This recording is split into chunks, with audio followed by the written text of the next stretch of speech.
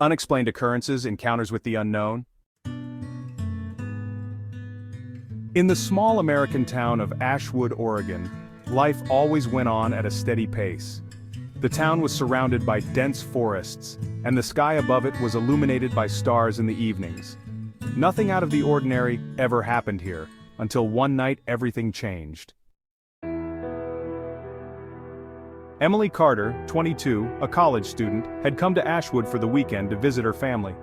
In the evening, she wanted to take a walk like she used to do as a child to enjoy the fresh air.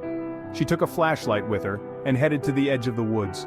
The full moon lit the way and it was surprisingly quiet all around. Even the crickets seemed to have fallen silent. Emily was about to turn back when she noticed a strange glow in the distance beyond the trees. They were bright lights, white, blue and green, that moved as if playing with each other. Curiosity gripped her, and she decided to move closer.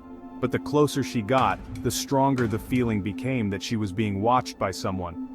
The forest was suddenly filled with a strange, low hum, as if the earth itself was vibrating. Emily felt the hair on her arms stand up, but she couldn't stop herself. When she stepped into the clearing, her breath caught. There was a strange object in the open, a huge disc-shaped object with a smooth metallic surface that reflected the moonlight. Around it, the very same lights continued to circle. It was a ship. Emily couldn't believe her eyes. Suddenly the silence was cut by a sound like metal clanking. Emily felt the air tighten, as if an invisible force were holding her in place.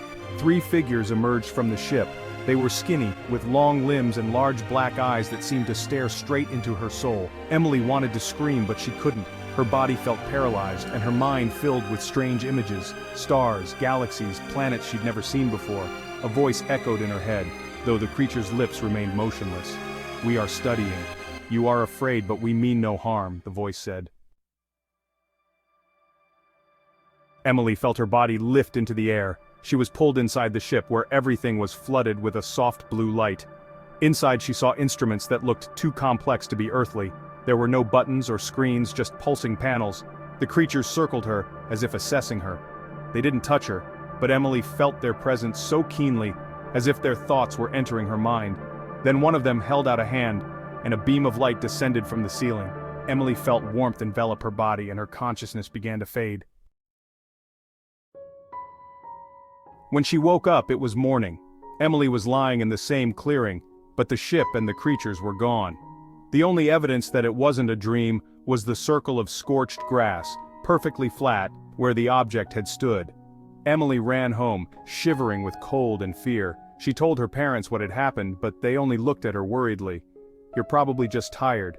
Maybe it was a dream," her mother said. Emily knew, however, that it was real. But the strangest part began later.